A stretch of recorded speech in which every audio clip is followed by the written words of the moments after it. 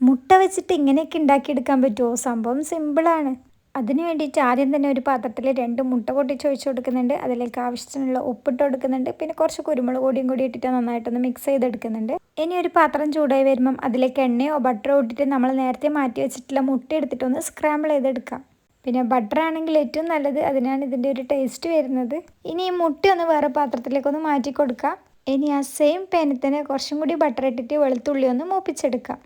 ഇനി വെളുത്തുള്ളി ഒന്ന് ഗോൾഡൻ കളറായി വരുമ്പം അതിലേക്ക് 1 സ്പൂൺ മൈദയും കൂടി ഇട്ടിട്ടൊന്ന് നന്നായിട്ടൊന്ന് മിക്സ് ചെയ്തെടുക്കാം. ഇനി ഒരു 3/4 ഗ്ലാസ് പാലും കൂടി ചേർത്തിട്ട് കൈവിടാണ്ട് നന്നായിട്ടൊന്ന് മിക്സ് ചെയ്തെടുക്കാം.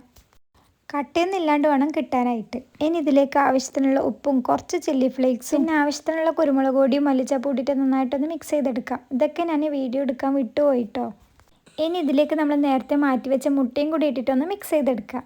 സംഭവം സിമ്പിളാണ്, ഇത്രയേ ഉള്ളൂ പരിപാടി. പിന്നെ ഇത് ഉണ്ടാക്കുമ്പോൾ ബട്ടർ തന്നെ യൂസ് ചെയ്തിട്ട് ഉണ്ടാക്കാൻ നോക്കുക, അതാണ് ഇതിൻ്റെ ടേസ്റ്റിന് ഏറ്റവും നല്ലത്.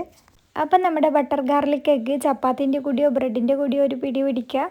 അപ്പം ഇന്ന് ഹായ് പറയാനുള്ളവരെ പേരൊക്കെ ഞാൻ ഇവിടെ കൊടുക്കാം കേട്ടോ. അപ്പോൾ എല്ലാവർക്കും എൻ്റെ ഒരു ബിഗ് ഹായ്. അപ്പോൾ ഇന്നേക്ക് അത്രയേ ഉള്ളൂ. ബായ്.